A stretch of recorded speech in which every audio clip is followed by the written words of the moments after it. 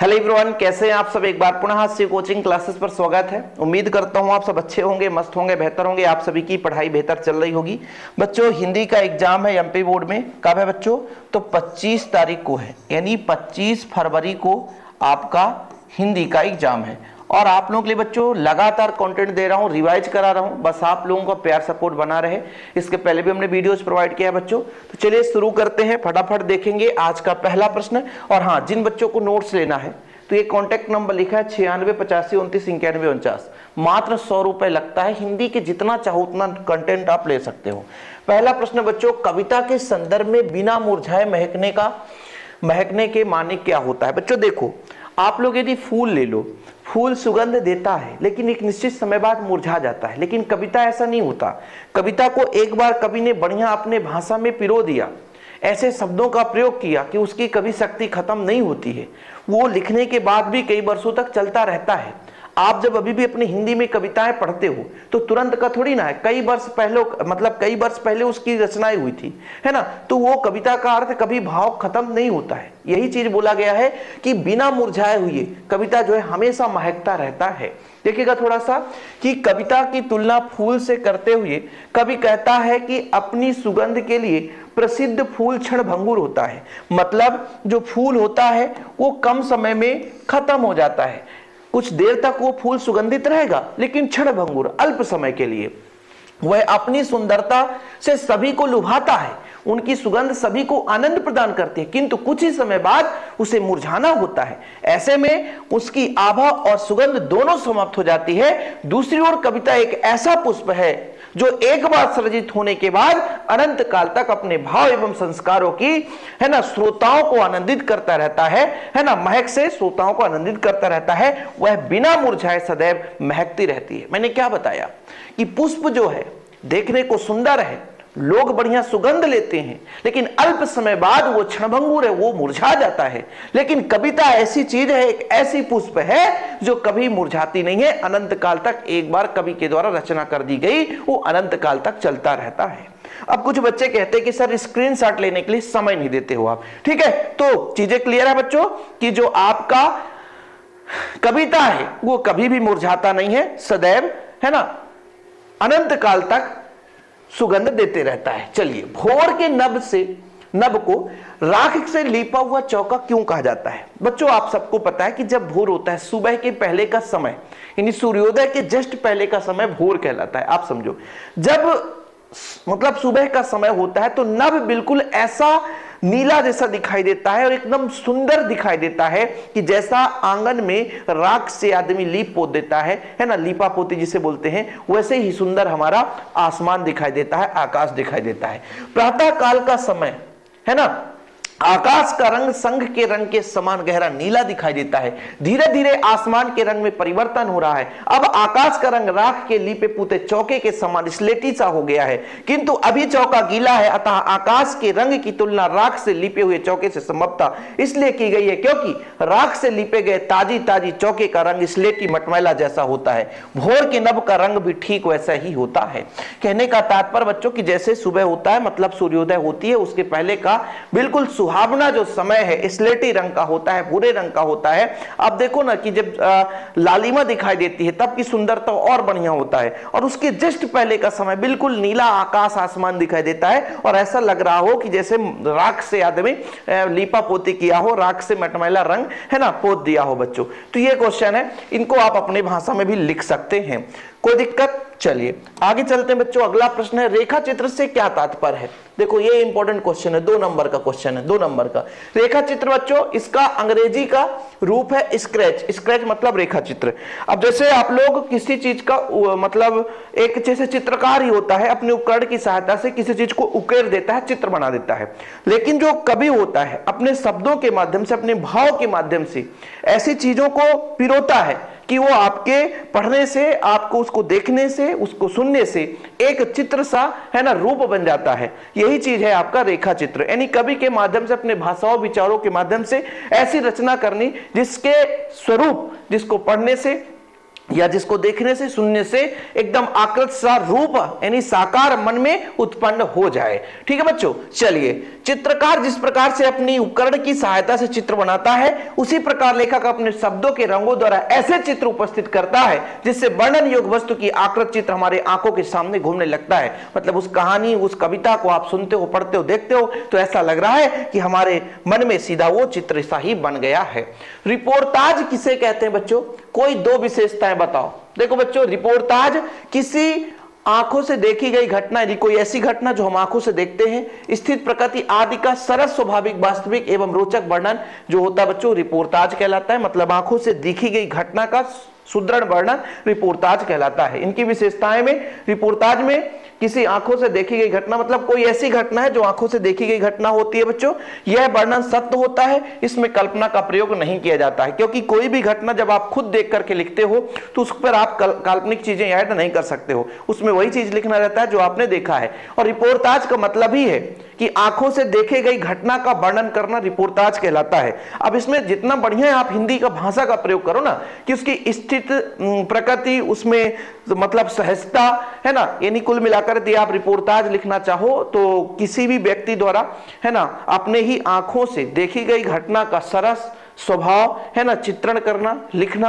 आपका रिपोर्टाज कहलाता है। उसकी स्थिति, उसकी दशा, इसका वर्णन करना रिपोर्टाज कहलाता है। रिपोर्टाज में सत्यता छिपी रहती है, मतलब हमेशा सत्य रहता है, काल्पनिक चीजों का वर्णन नहीं होता है। ठीक है बच्चों, रिपोर्टाज के बारे में आपको पता हो गया।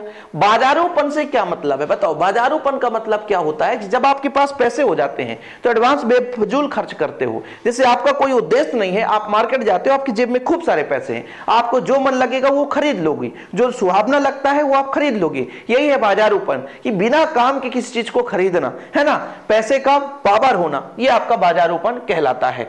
बाजार का गठन समाज की आवश्यकताओं के सुचारू ढंग से पूरा करने के लिए होता है, लेकिन कुछ व्यक्ति अपने मनी बैग का दिखावा करने के लिए बाजार से विनाशक शक्ति खरीदकर बाजार को व्यंग शक्ति देते हैं, इसे ही बाजारूपन कहते हैं। जैसे आप लोगों को मैं एक एग्जांपल बताता हूं। जैसे आपके घर में किसी का शादी ब्याह हो रहा है, एक भाई ने कहा कि हमें 5000 का कपड़ा खरीदना है। उस भाई ने 5000 का कपड़ा खरीद लिया, लेकिन बाजारूपन उत्पन्न हो जाता है दूसरे भाई के मन में कि अरे भैया हमारे पास पैसे, तू 5000 का खरीदा, हम तो 10,000 का जींस पैंट खरीदेंगे, हम 10,000 का कोट पैंट खरीदेंगे, तुमसे भी अच्छा दिखेंगे, भले वो कपड़ा खराब हो जाए। तो इसका मतलब यही हो जाता है कि जब आपके जेब में पैसे हैं और एक भाई के पास, भाई को 2000 है, चलो यार 2000 में हमें शर्ट पैंट भी खरीदना है और एक गमछा भी लेना है, जूते भी नहीं है, 200-300 के जूते भी ले लेंगे यार, हम बारात में जाएंगे नए कपड़े पहनेंगे, लेकिन हमारे पास जितना है उसके आधार पर हम काम करेंगे। तो यही मनी बैग यानी जेब फुल होने से व्यक्ति के मन में यही होता है कि चलो और अच्छा खरीद ले, तू ही इतना खरीदा, मैं और अच्छा खरीद लेता हूं, तू बाइक से चलता है, मैं 4 व्हीलर ले लेता हूं, मेरे पास लाखों की इनकम है।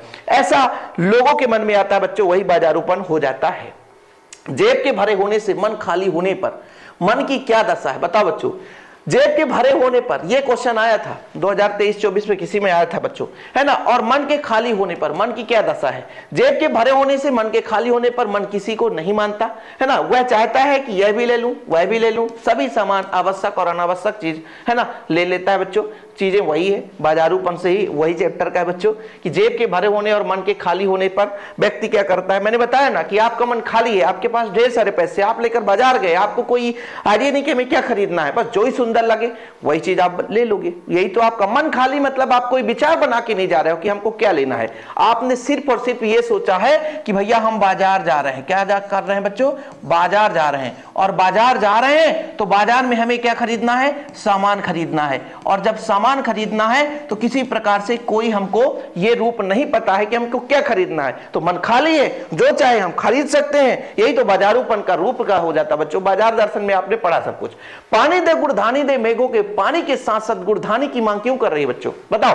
किशोर बाला गर्मी में व्याकुल होकर इंद्र से पानी मांग रहे हैं, भगवान पानी गिरा दो, प्यास लगी है। उसके साथ गुड़धानी का अर्थ है गुड़ व चने के बने हुए लड्डू की मांग कर रहे हैं। गुड़धानी मांगने का कारण है कि जीवित रहने के लिए अनाज की भी जरूरत होती है। इस कारण से इंद्र से पानी, खेती में खूब अनाज की पैदावार मांगने के लिए भैया मानव जीवन के सुखी रहे, इसलिए वो भगवान से प्रार्थना करते हैं पानी दे गुड़धानी दे, क्योंकि जब तक पानी नहीं गिरेगा तब तक खेत में अनाज नहीं होगी, अनाज नहीं होगी तो व्यक्ति के भोजन नहीं मिलेगा। तो जीवन यापन के लिए भोजन की जरूरत है और भोजन के लिए अनाज की जरूरत है। और अनाज कहां से आएगा? भगवान पानी जब देंगे तभी होगा।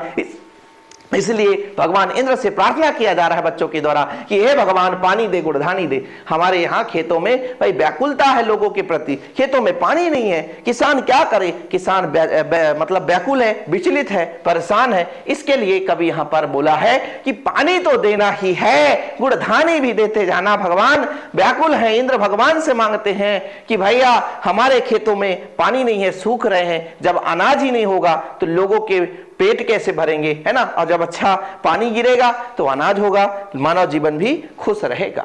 राज पहलवान बनते लुट्टन के जीवन में किस प्रकार से परिवर्तन आया। जब कोई व्यक्ति पहलवान बनता है तो बढ़िया चने खाता है, सुबह 2 लीटर दूध पी लेता है, शाम को केला भी खा लेता है, बोले अंडे मांस मछली भी मिल जाए वो भी खा लेगा।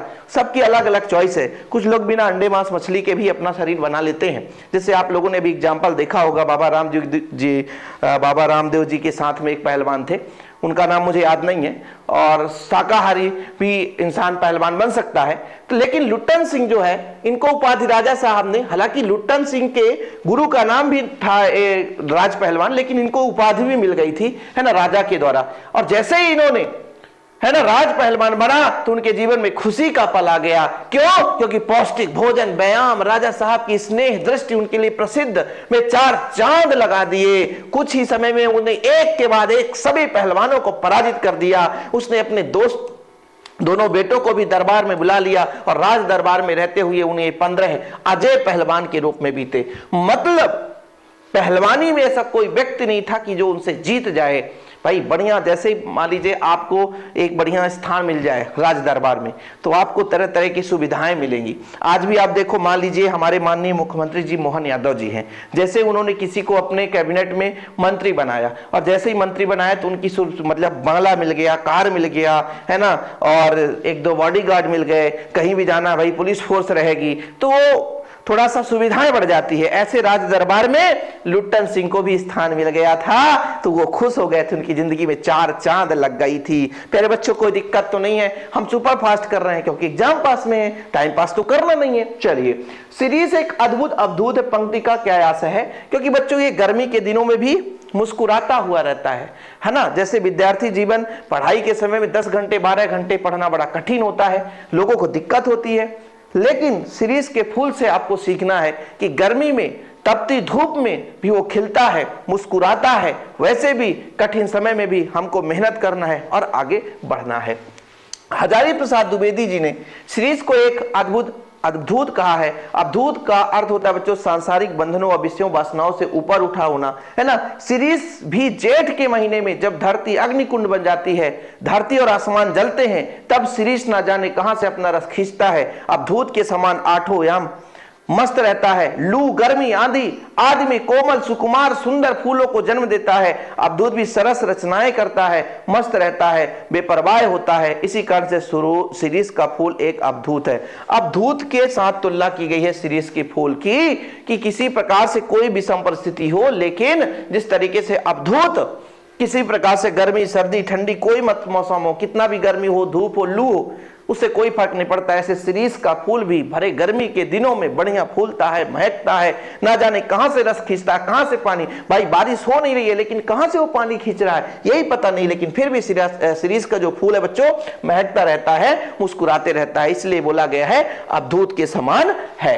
लेखक के मन दास्ता की व्यापक परिभाषा क्या है। दास्ता का मतलब यह है बच्चों कि जैसे मान लीजिए कोई व्यक्ति है और कोई व्यक्ति अपना व्यवसाय चुनना चाहता है, लेकिन वो स्वतंत्र नहीं है ना, बिना किसी के अनुमति के वो नहीं कर सकता, तब इस स्थिति को हम दास्ता कहते हैं। बस एक भाव आप समझ लो कि जब किसी व्यक्ति या वर्ग के द्वारा अन्य व्यक्ति के पेशे, कार्य और कर्तव्य निर्धारित किए जाते हैं, तो यह स्थिति दास्ता कहलाती है। एक शब्द में आप समझो कि मान लीजिए आप अपने गांव में कहीं पे दुकान खोलना चाहते हैं। अब दुकान खोलना चाहते हैं, आपके पास जमीन नहीं है, तो आप क्या करोगे भाई, सरकारी जमीन पे ही ठेला लगाओगे। जब ठेला लगाएंगे तो वहां पे लोगों के द्वारा ऐसा बोला जाएगा कि तुम मेरे द्वार पे नहीं लगा सकते हो, ये भले सरकारी है लेकिन मेरी कब्जा है। तो ऐसी स्थिति में वो दास्ता कहलाता है, उससे अनुमति लो कि भैया लो भैया 100 रुपए 200 रुपए महीने तुम ले लेना, ये आपका दास्ता कहलाता है। समझ रहे हो ना? मतलब हम अपना रोजगार करना भी चाहते हैं, अपना धंधा चलाना भी चाहते हैं, लेकिन बिना अनुमति के नहीं चला सकते हैं, तो फिर वो आपका दास्ता कहलाता है। ठीक है, चलो कोई दिक्कत नहीं है। कानूनी परिधानता ही दास्ता नहीं होती, केवल कानूनी नहीं, इसमें बोला विस्तृत वर्णन किया गया है कि कानून के द्वारा तो है ही दास्ता। भाई बिना कानून के सहारे आप कोई भी काम नहीं कर सकते हो, कानून की अवहेलना नहीं कर सकते हो, लेकिन कुछ लोगों में भी यही भावना है तो वो भी आपका दास्ता कहलाता है। बाबा साहेब के आदर्श समाज की भ्रांति तो क्या है, महत्व को समझाइए। बाबा साहब आदर्श समाज की स्थापना किए, है ना, ये तो सबको पता है। वो समता भ्रातृता मतलब भाईपन, एक दूसरे के प्रति स्नेह, भाईचारा, है ना, किसी भी आदर्श समाज को भाईचारे की भावना पर कोई आपत्ति नहीं होती है। समाज में इतनी गतिशीलता होगी कि कोई भी वंचित परिवार के सबके द्वारा सहर्ष स्वीकार किया जाए, सबको सबकी रक्षा व उन्नति के लिए संभाव में प्रयत्न करना होगा। यह भ्रातृत्व दूध पानी के मिश्रण के समान है। मतलब बाबा साहेब का समाज के लिए किस तरीके से उत्थान का कार्य किया गया, तो उनका मानना था कि आदर्श समाज तभी बन सकता है जब एक दूसरे को लोग समझेंगे, एक दूसरे को मानेंगे, भाईचारे का व्यवहार रहेगा।